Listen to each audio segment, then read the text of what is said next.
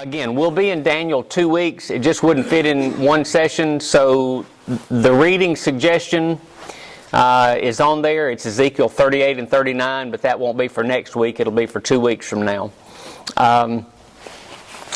Just a kind of a look at what all is in Daniel. That's all on the front page. What we're covering tonight is all on the front page. The back page of your session sheet is all for next week.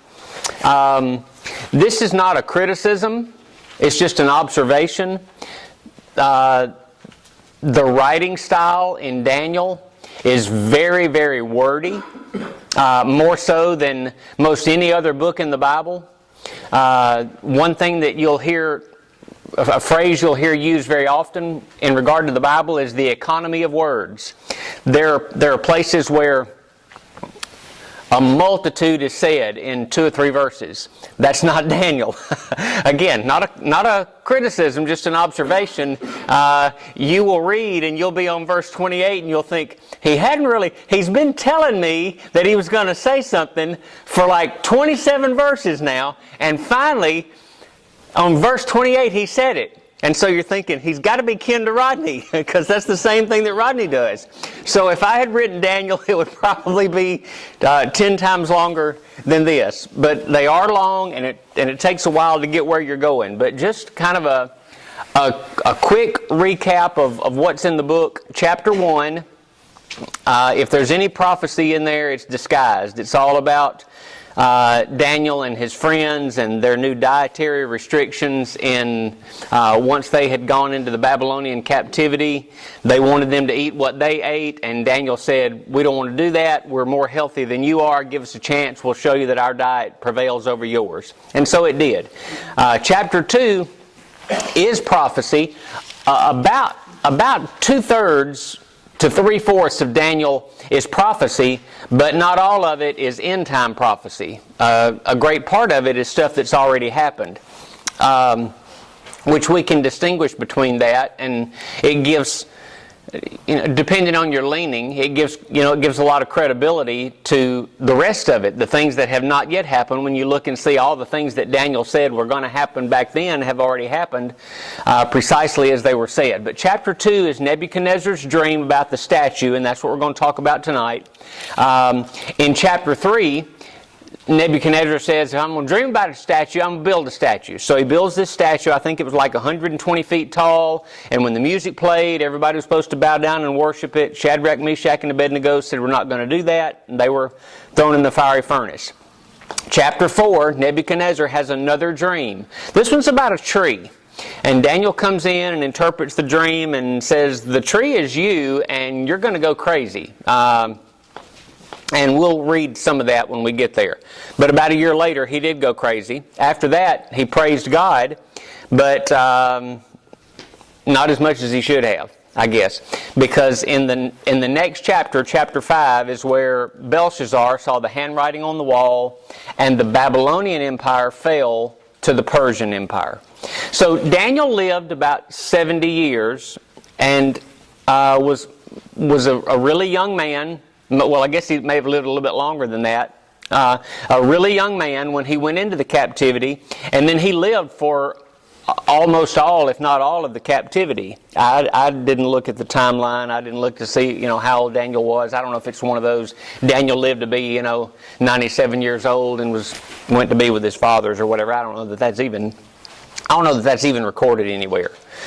But in chapter 1, he's a young man. In chapter 10, he's an old man really, and he has lived to see a new empire come in, replace the Babylonians, and the children of Israel then were allowed, from the southern tribe, they were allowed to go home. So he never had a chance to go home. For whatever reason, don't know if he didn't want to, don't know if he wasn't allowed because of who he was and what he knew and how important he was to the government, but Daniel never went home. Chapter 6, when the new empire is in place, that's where Daniel is in the lion's den. I think we'll talk about that again as we go through. Chapter 7 through 12, almost all of that is prophecy. Not nearly all of it is end-time prophecy, but almost all of 7 through 12 is prophecy. But anyhow, let's just kind of walk through the book of Daniel and look at pieces that are prophecy and see if we can, try to get the feathers of this thing to line up as we go through. Because Daniel skips around. Daniel says, I'm writing to you now during the reign of Darius. I'm writing to you now during the reign of Cyrus. This is the first year of Belshazzar. This is the third year of Belshazzar. And he's just going back and forth. In some cases, he puts the visions in sequence of how they flowed, regardless of when he got the vision, I think. But it's kind of hard to tell, and honestly, it really doesn't matter as long as we, do our best to figure out what the passage is trying to say. So anyhow, I'll start in chapter 2. That's the first passage that really deals with prophecy. And Nebuchadnezzar, based on what we see in this book, is one of the final kings, maybe the second to the last king of the Babylonian Empire. He has a dream. He's anxious about what he has seen in this dream, and he calls the magicians in and asks them to not only interpret the dream for him, but to tell him the dream before they interpret it. I was so excited today. I was sitting on the couch watching a Lifetime movie with Robin. I just love those Lifetime movies. You've seen one, you've seen them all. But in the middle of it, there was this thing, and it said that it's only $1 a minute to talk to a California, what do they call them? Psychic. I was so excited, I almost called in. I would have turned it in as an expense account to the church as research or something. I was so excited. I'm going to say that Nebuchadnezzar had got a hold of some bad psychic somewhere along the way. And they said, well, you tell us the dream and we'll tell you what it means. He said, no, you tell me the dream too. If you can, I feel like I can trust your interpretation if you can, tell me what I dreamed. So anyhow, they couldn't do that. They said it was impossible. And somebody said, get Mikey. So they brought Daniel in. And Daniel asked his friends to pray. This is, again, like I said, economy of words. This story starts at the beginning of chapter 2. And in verse 28, Daniel ain't even got close to talking about it yet. In verse 28, Daniel is just now getting around to saying, your guys couldn't do it, but there's a God in heaven. Don't worry. So we're digging deep in this, and we're wading through, technical stuff and trying to get the order right on prophecies that we don't fully understand. And in the middle of that, sometimes we might miss a place to say amen. And that's one of those great places to say amen. Daniel said, you guys can't figure it out, but my God can. My God already knows it. So that's exciting. He finally gets to it in verse 31. So it's all been about that leading up to this. So in verse 31, we'll read a good bit here because, again, it takes a while to read what you're wanting to read. But in verse 31, he says, you, king, were watching. Here's your vision, a great image. And this great image, whose splendor was excellent, stood in front of you. The form was awesome. Head was gold. The chest and arms were silver. The belly and thighs were bronze. Its legs were iron. And then its feet were kind of a mixture, partly iron, partly clay. And you watched while a stone cut out without hands, whatever that means, you watched while a stone cut without hands struck the image on its feet, the iron and the clay, broke them in pieces. Then the iron, the clay, the bronze, silver, and gold were all crushed together, became like chaff on the threshing floor. And the stone that struck them, it says, at the end of verse 35, became a great mountain and filled the whole earth. That, he said, was the dream. And Nebuchadnezzar's probably sitting there, that was better than that. That was better than that California psychic. gig that he had tried. And so Daniel says, here's what it means. You, O king, are a king of kings. For the God of heaven has given you a kingdom, power, strength, and glory. And wherever the children of men dwell, or the beasts of the field and the birds of heaven, He has given them into your hand, and has made you ruler over all of them. You are the head of gold. Nebuchadnezzar is probably thinking, "This is good," and you're thinking, "Yeah, that's exactly what Daniel would say if he wanted to kind of suck up to the king." He didn't stop there, unfortunately, because the very next verse, it was very short-lived. But after you will arise another kingdom. Not another king. Not you're going to, go to be with your fathers and hand the kingdom off to your son or some heir that you choose or whatever. Your kingdom is going down with you, and unfortunately, you'll be replaced by a kingdom that's inferior to yours. And then a third kingdom of bronze, that'll rule over all the earth. Then a fourth kingdom, and he shall be strong as iron. Now, if you read this, you probably noticed that the language changes when it starts talking about this one. And we'll see that consistently tonight when we look at what's in chapter 7 as well. So there's a fourth kingdom that's going to be as strong as iron, just as much as iron breaks in pieces and shatters everything else.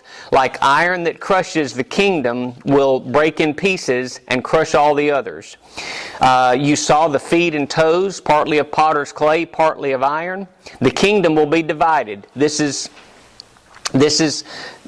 something after the iron kingdom, and it's again we're taking in a whole lot. We're remembering that the prophets saw the mountain peaks. They couldn't always tell which peak was in front of which peak. They couldn't tell how much distance was between the peaks or what was in between. But Daniel's seeing a lot of mountain peaks here. You saw the feet and the toes, partly clay, partly iron. The kingdom is going to be divided. It'll have the strength of iron, but it'll also have the weakness of clay. In verse 42, he said the toes of the feet were even partly iron and partly clay. So it'll be partly strong, partly fragile. And they don't mingle well. They don't mix well together. They don't adhere to one another. So in verse 44, he says, in the days of these kings, the God of heaven will set up a kingdom which shall never be destroyed, and the kingdom shall not be left to another people. It shall break in pieces and consume all these kingdoms, and it shall stand forever. Now, you're looking at that and saying, what? Okay, so you've got Nebuchadnezzar's kingdom, which was the kingdom of gold, followed by a kingdom of silver, followed by a kingdom of bronze, followed by a strong kingdom, and what we'll see later on to be a ruthless kingdom. And then behind that kingdom of iron, there's a kingdom of iron and clay, feet and toes mixed together. And that kingdom is going to be destroyed by a rock not cut with hands. And that kingdom is going to be replaced by the kingdom of God. So, is this literal or is this figurative? Is this then prophecy or now prophecy? No, it's one of, right here is where we see, right the very first one, we see one of those dual fulfillment prophecies right here on the beginning, where Daniel's talking about some stuff that happened way back then, but the images just almost bled together in his mind. This kingdom, this fourth kingdom, represented by the legs of iron, is going to be a mixture of iron and clay. So Daniel's already seeing there's going to be some kind of mixture.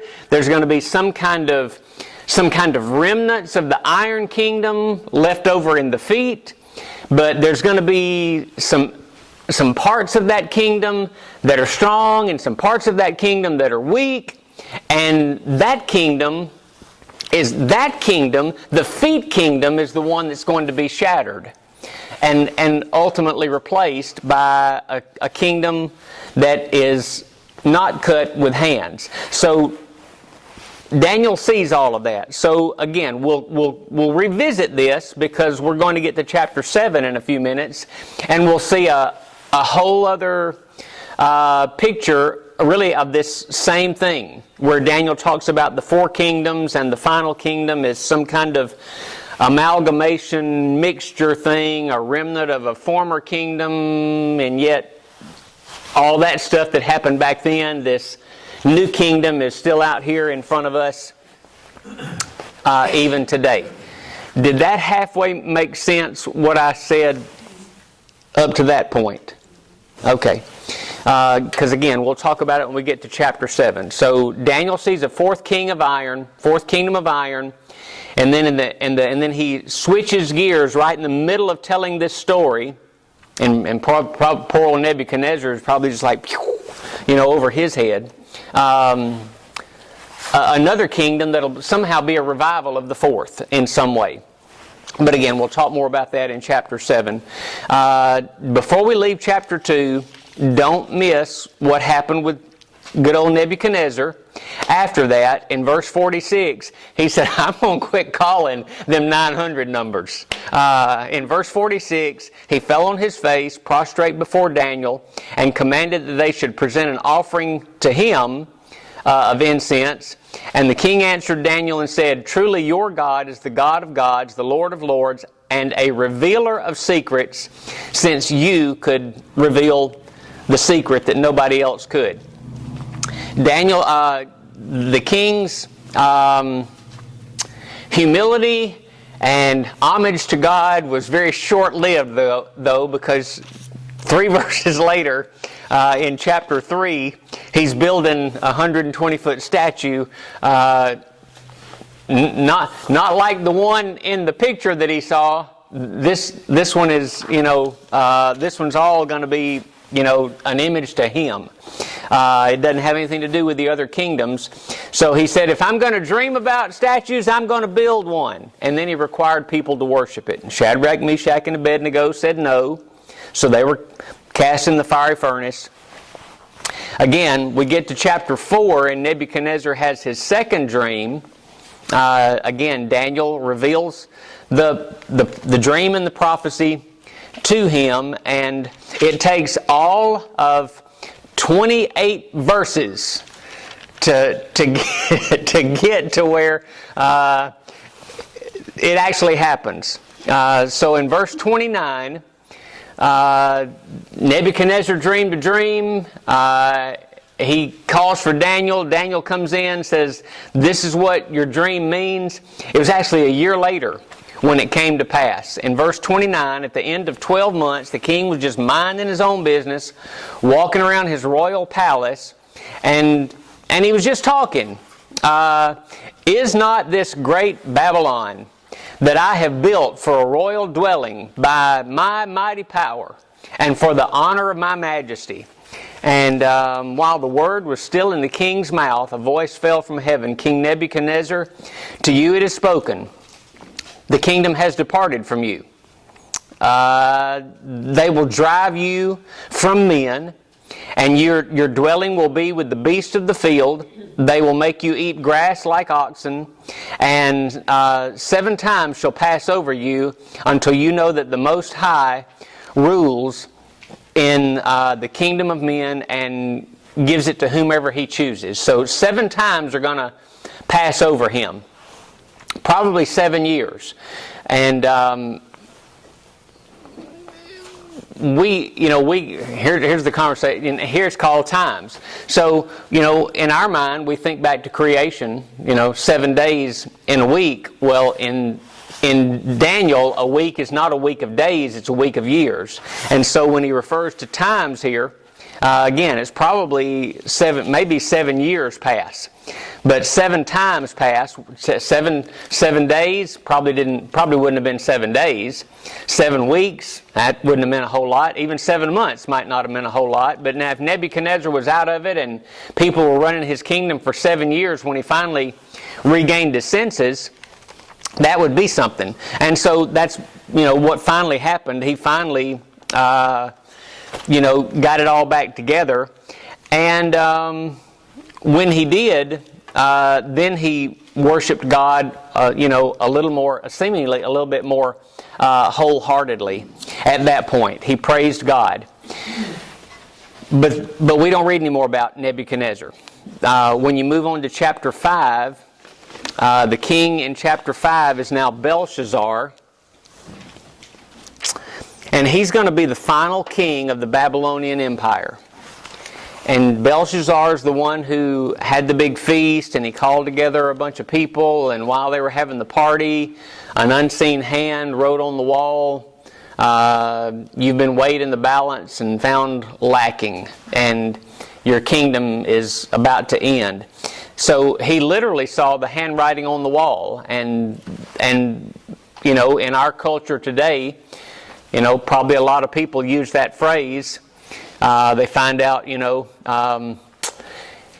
they're making some decisions at work, and I can kind of see the handwriting on the wall. They may not have any idea that they're quoting the Bible, you know, or talking about, you know, an analogy that came from the Bible. They may not. But anyhow, that's where it came from. So with Belshazzar's feast, it looked like more of the same. It looked like a king who was going to say, "Let me throw a party so that you can all pat me on the back and tell me how good I am." And that was, you know, maybe a final straw judgment for the Babylonian Empire. So in chapter 6, a brand new empire is in place. And this is the Persians. And they're going to do a lot of things like ultimately free the Jews and allow the Jews to return home. But the new empire with a new king, he's also going to kind of test the waters a little bit, you know, see how much he can get away with, I guess. So it pleased him to set up 120 rulers, governors over the various provinces of his kingdom, and he, you know, kind of relies on them and, you know, pays attention to their wisdom and what they say. And some or one of them knew about Daniel, and that Daniel, you know, he ate different food and he had different customs and he prayed to a different God, and we just don't trust Daniel, and if Daniel ever got all his people together, you know, they might just cause us some problems. And so they make a ruling that anybody who prays other than to the empire, to the king, like the, you know, Chinese had to do, then they're going to be thrown in the lion's den. So, you know,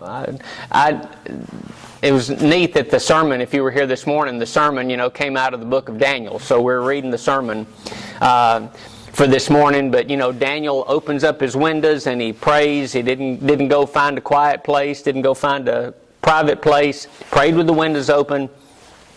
Lion's den, survives all night. Darius lived up to his word, but he was also praying through the night that Daniel would survive, because he realized that he had made a really foolish decision, and maybe it gave him some wisdom for the future. And toward the end of chapter 6, King Darius honors God. Not always long-lived, but a lot of these kings, you know, had wake-up calls at different times through their reign. So keep in mind, what does my note here mean? Keep in mind first year. I don't know what that means, so I'll just skip it. In the Old Testament, there are 6 world empires that we see. The first one is the Egyptians. They basically governed the civilized world of their day for quite some time. The Assyrians were the next major world empire that we see in the Bible. The Assyrians basically fell to the Babylonians. The Babylonians fell to the Persians. The Persians fell to the Greeks. And then the Greeks fell to the Roman Empire. And those are the 6 empires that we see in the Bible, really, but particularly in the Old Testament. The first 3 empires, the Egyptians, the Assyrians, and the Babylonians, filled 3,500 out of 4,000 years of recorded history in the Old Testament. So 3 empires lasted for 3,500 years. The 3 that came after them came on the scene, all came and went within a space of about 900 years, or somewhere in that ballpark. Anyway, maybe 1,000, but they rose and fell much more quickly than the ones that came before them. But we are to chapter 7, and that's where Daniel has a vision this time.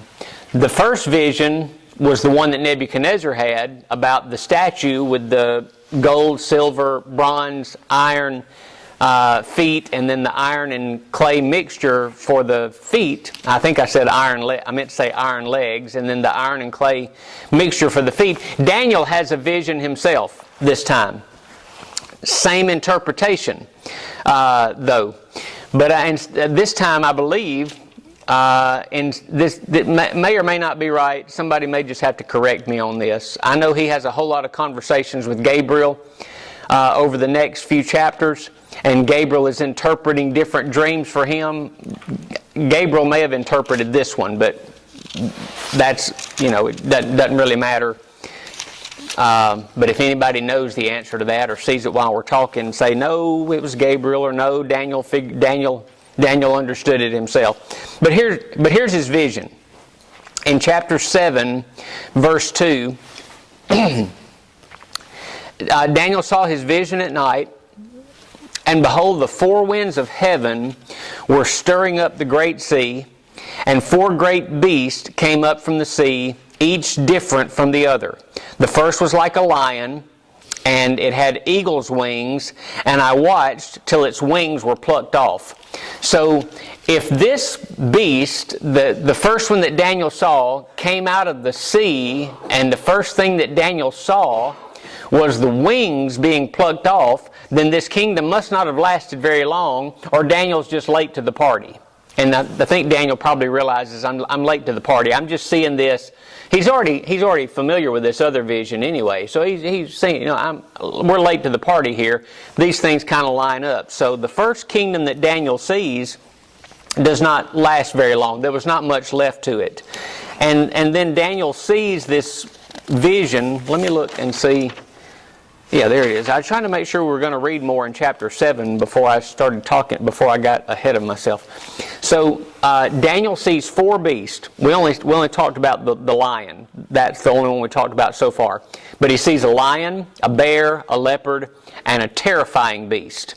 He didn't really call it anything except a terrifying beast. So before we go any further, want to look at this chart for a minute now. My habit is to see something and think, well, if I did that way, I would do this, and then I would make it simpler like that. We just didn't have time for all that this time, so we're just using charts came right off the computer. But this one is really great. So down the left side, you've got chapter 2, and there's Nebuchadnezzar's dream, with the gold, silver, bronze, iron, and then the feet of iron and clay. The only thing missing from this statue is they ought to have a little rock laying on the statue's feet to represent the stone cut out, but they don't. I could have put a stone on there, and I just didn't do that. So then over on the other side, you've got chapter 7 and chapter 8 down this right side over here, and the blue and red arrows help distinguish them. So Daniel sees a lion that represents the first kingdom. Daniel sees a bear that represents the second kingdom. Daniel sees them all. Daniel sees in chapter 7 a leopard that represents the third kingdom.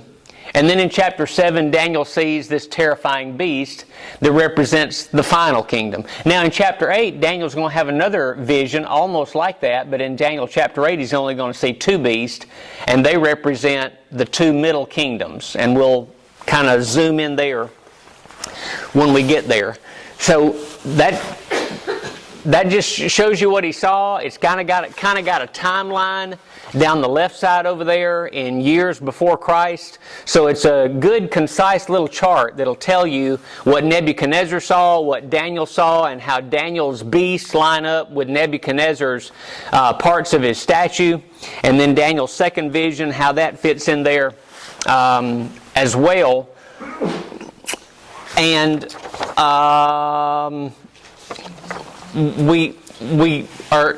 we're going to see in Daniel here, we're going to see in chapter 7 here, the same thing that we saw in chapter 2, where as he tells this story, and as he tells what he saw, we'll still be in chapter 7, but as Daniel tells what he saw, just all of a sudden in the middle of it, it seems like the language changes and something happens, and we're looking at something. You see, Nebuchadnezzar could have said, okay, but you said gold and silver and bronze and iron, and then iron and clay. And historians could have looked at that and said, all that happened in the past. Every one of them. We're just not certain who. Maybe we just missed it. Maybe that was the Mongols. Maybe that was the Chinese. Maybe that was somebody else. That was that final empire, and that's already happened. What problem do you have with that? Did that final empire ever get crushed by a stone and replaced by a kingdom that never ends? That hadn't happened yet.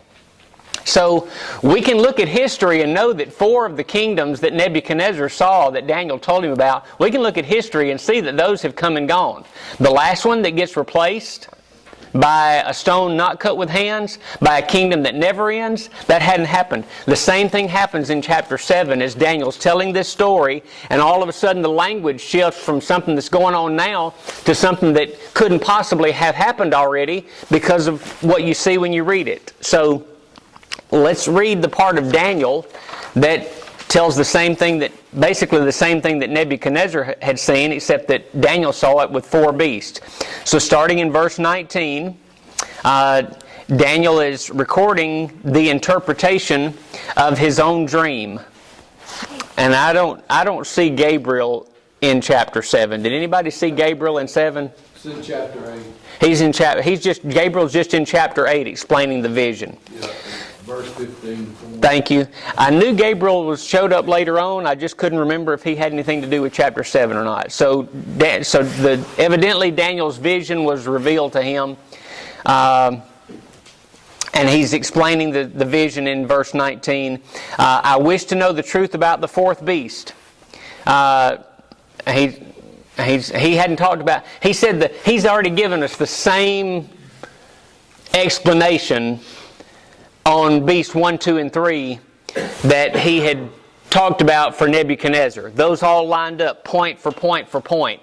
But even Daniel says, I'm struggling with this 4th beast.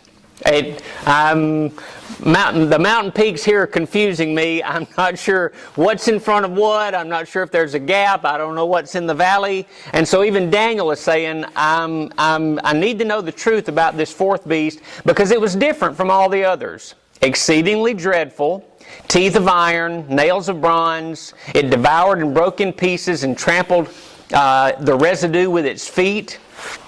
And it had 10 horns that were on its head. And then there was another horn, an 11th horn that came up. And that 11th horn assassinated 3 of the 10. 3 of them fell before the 11th horn. And namely, that horn had eyes and a mouth which spoke pompous words. His appearance was greater than his fellows. And I watched, and the same horn was making war against the saints and prevailing against them, until the Ancient of Days came, and judgment was made in favor of the saints of the Most High, and the time came for His saints to possess the kingdom. Has that happened yet? I hadn't seen it. Now you think, well, that was the Roman Empire. Yeah, but the Roman Empire turned to Christianity, and then they started the Holy Wars, and we kind of lost our way, and ultimately it rolled down another 1,500 years into the Catholic Church that we have today is the remnants probably of the Holy Roman Empire. So what Daniel's talking about here in regard to the fourth beast, he said this ain't happened yet. We're seeing this. So I watched. The same horn was making war against the saints, and he was making war and winning until God came, and the battle was won in favor of the saints, and they took possession of the kingdom. So he goes on in verse 23. The fourth beast shall be a fourth kingdom on the earth, which shall be different from all the other kingdoms, and shall devour the whole earth, trample it, break it in pieces. The 10 horns are 10 kings, who shall arise from this kingdom, and another shall arise amongst them, and he will be different from the first ones, and he will subdue 3 kings, and he will speak pompous words against God, and persecute the saints and the Most High. He shall intend to change times and law. The saints shall be given into his hand for a time, and times, and half a time. Here it doesn't say a year. And we're left with time, times, and half a time. So it's 3.5 something. 3.5 minutes, 3.5 days. We're not told. And the best we can do with it is when we get to the wherever it is in chapter 10, I think the 70 weeks, we'll try to put it together there. But 3.5 somethings, probably in our mind 3.5 years because of where we stand today. So he's going to consume and destroy. But in verse 27 it says the kingdom and dominion and the greatness of the kingdoms under the whole heaven shall be given to the people, the saints of the Most High. His kingdom is an everlasting kingdom, and all dominions shall serve and obey him. So Daniel sees something in his mind that was clearly 4 world kingdoms, not 4 that are still future for us, but 4 world kingdoms, one that was almost done in his day. And so he sees these, but then the fourth one is different from the others, maybe different in a lot of ways, different that the one who ran it was a pompous antichrist person who's doing all that he's doing, but also this kingdom that's going to be ruthless, terrible, horrible, awful is going to be brought to an end and replaced by the kingdom of God somehow. So Daniel saw a lot of things, but he never saw that other than in the visions. So, the good news for us is God will reign. At the end of all of this, chapter 8, we'll get through chapter 8 really, really quickly. But chapter 8 is kind of a repeat. It repeats the focus. It's a repeat, but it focuses on 2 of those kingdoms. Daniel sees 2 more beasts. The first vision in chapter 7 verse 1, he said this was the first year of Belshazzar. In chapter 8 verse 1, he said it's the 3rd year of Belshazzar. So 2 years later, he has another vision, and it focuses on the 2 middle kingdoms. Belshazzar's handwriting is, for Daniel, it's already on the wall. Now, Daniel's seeing this before the handwriting on the wall because Belshazzar is the king. But Daniel's already seeing Belshazzar. Yes, sir?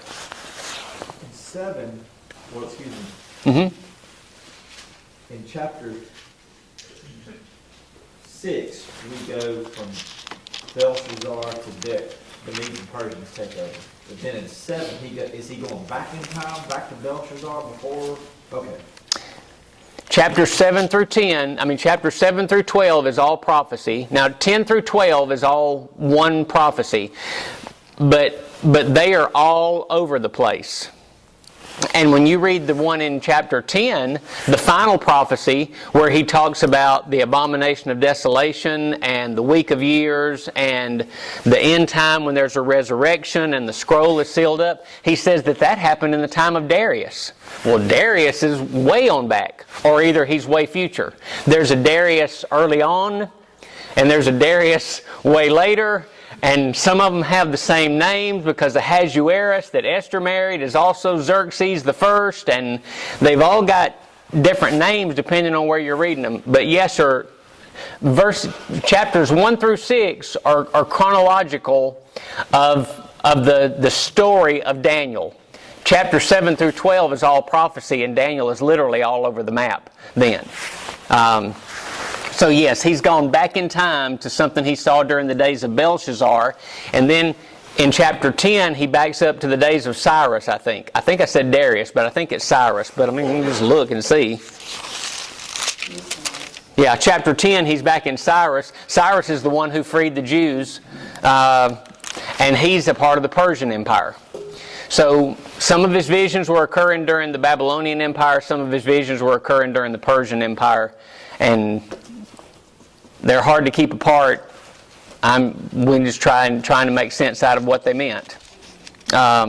Great question, because I'll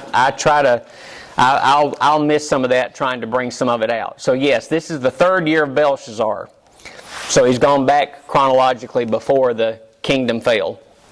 In verse 9, he sees the glorious land. So a lot of this stuff that's going on is just bumping all around Israel. So when we think of Hamas lobbing rockets over into Israel and think that the end is fixing to happen, it might be. But what's going on right now in Israel has been going on for way long before Jesus got here. So everything that was going on, these fights around them were just all impacting Israel. So in chapter 8, Daniel sees a vision of a ram and a goat. Again, if you look back at your little chart, the ram and the bear are one and the same. The goat and the leopard represent the same kingdom. That makes sense when you look at the chart? And the ram and the bear are equivalent to the chest and arms of silver, and the goat and the leopard are equivalent to the belly and thigh. They're equivalent to the Greek Empire, which comes later, and that's what we'll talk about next week, all the stuff that happens under the Greek Empire. So just a snip of this prophecy, beginning in verse 20, this is about the ram, and Gabriel is unfolding it for him. Gabriel says, the ram that you saw that had two horns, boy, wouldn't it be just great if every prophecy was like this? The ram that you saw, why, Daniel, that's the Medes and the Persians. And the goat, that's the Greeks. All right! Why don't you do that in chapter 11? Because chapter 11 is crazy.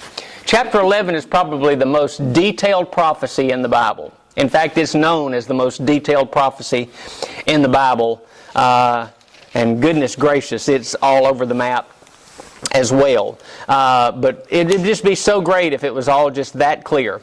So then you have to ask the question, so is this prophecy or is this history? Yes. It's prophecy to Daniel, it's history to us, but it's still prophecy to us because parts of it are still future for us.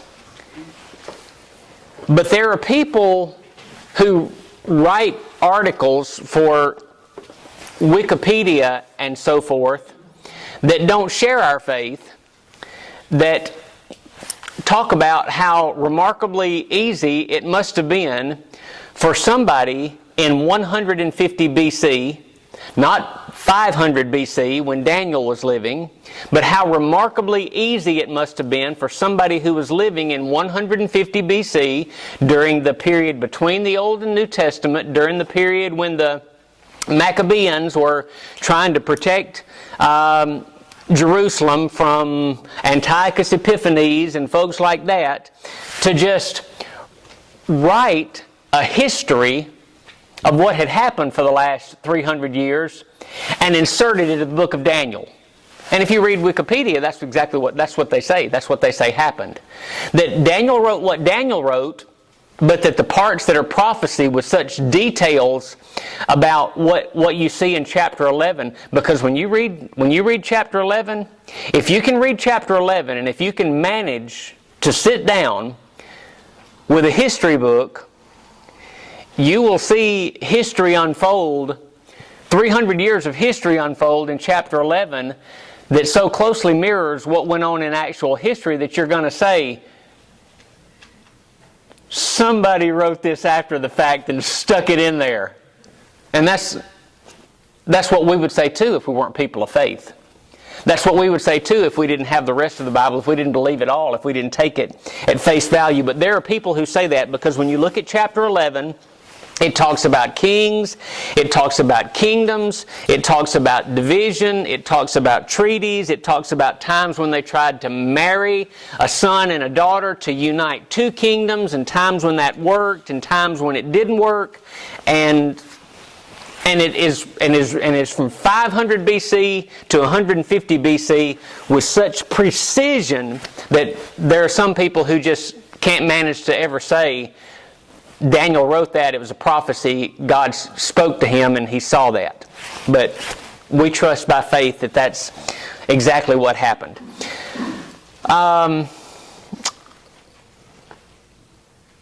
The goat represented the goat. The goat was the greatest of all time, some would say. Of course, that only works in English, the English language.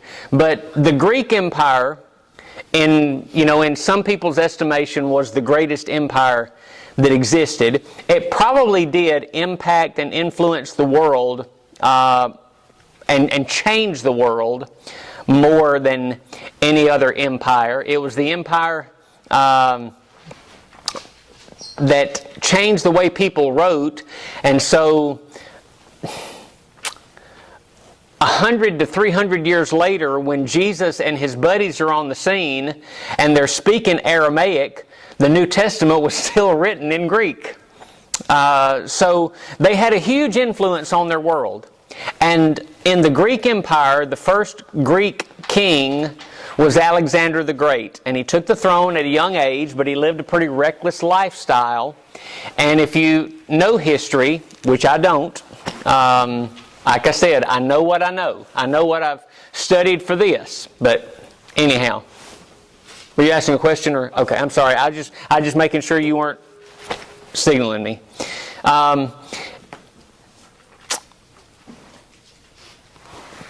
I wish I knew all this stuff. I wish I knew the history, but I just don't. But Alexander the Great ultimately fell at a young age and was replaced not by descendants, but by 4 of his generals. And this is not our focus tonight. We'll focus on this next week, but just know that it was some of his descendants, and they did not rule with the same authority and power that he did. But as we wrap this up tonight, just see this beautiful thing with me real quick. In chapter 7, verse 28, the last verse in chapter 7, Daniel had seen the vision of the 4 beasts, and after that, Daniel said, "This is the end of the account. As for me, Daniel, my thoughts greatly troubled me, and my countenance changed, but I kept the matter in my heart." And he doesn't tell us how long he kept it in his heart. But it was 2 years before he got another vision like that. So I don't know if God said, "I'm not going to give you another one of them for a little while, old boy, so you can recover from the last one." So that was in the first year of Belshazzar, and that's how it impacted him. In the 3rd year of Belshazzar, in chapter 8, he has this second vision, and he ends chapter 8 in verse 27, "And I, Daniel, fainted, and was sick for days. Eventually I rose up and went about the king's business, but I was astonished by the vision, and nobody understood it. So they impacted him in a big way. We'll skip chapter 9 for tonight. Just want to read 3 verses from chapter 10, and we're done. Chapter 10, 11, and 12, chapters 10, 11, and 12 are the final vision that Daniel had. Based on how the last 2 impacted him, God does something really beautiful to start this vision off, because chapter 10, the whole chapter, is about what we, just what if your Bible has notes, it might call him the glorious man. And the identity of the man is uncertain. Some have said it's Christ. It can't be Michael, because whoever it is refers to Michael. The person in the vision does not seem to be omnipotent, so it's unlikely that it's Christ. Most likely it is Gabriel that Gabriel sees that is touching Daniel and calming him. So because of the fact that Gabriel was a part of earlier visions, it makes sense that he's a part of this one. But whoever it is, they help Daniel hold it together for what he's about to see in this next vision, because it's more not graphic like the book of Judges, but it's more graphic than the others are. So in chapter 10, verse 10, it said, "A hand touched me," and that was the thing that we see throughout. Daniel is seeing behind the curtain, and there's a hand on his shoulder as he's able to see behind the curtain. And in verse 12, this he, whoever it was, spoke to me and said, "Don't be afraid, Daniel, because from the first day that you set your heart to understand and to humble yourself before God, your words have been heard. We've been hearing you pray. And I have come because of your prayers. I came because you've been praying." Now, mind you, it took me a while to get here, because I was in a spiritual battle, spiritual warfare with the Prince of Persia. And some of his adversaries. In verse 13, he said, "The prince of the kingdom of Persia, one of Satan's emissaries, one of Satan's angels, withstood me for 21 days. I had to wait until Michael showed up and came to help me, because I had been left alone to deal with Satan and whatever he's doing behind the scenes in the Persian Empire. But now I have come to you and understand, to help you understand what will happen to your people in the latter days." So Daniel's seeing behind the curtain. Gabriel is fighting. I don't know what spiritual warfare looks like. I don't know what the battle between angels and demons look like. I get the image of Harry Potter, where, there's a wizard standing on one end of the lunchroom table, and there's a wizard standing on the other end of the lunchroom table, and they're going, "Askibosko!" and they're, doing some kind of spell. I don't think that's it. I see Piercing the Darkness, a really great Christian novel about spiritual warfare, and in that, it's all sword play.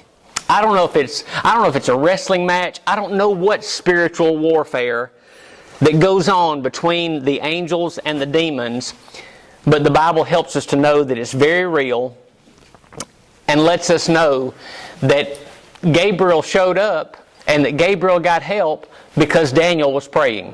Not because Daniel was a good man. We see how you are. We see what kind of guy you are. You humbled yourself. You tried to do the right thing. We came because you prayed. And so, just in the middle of digging through all this prophecy, there's some really beautiful messages in here too.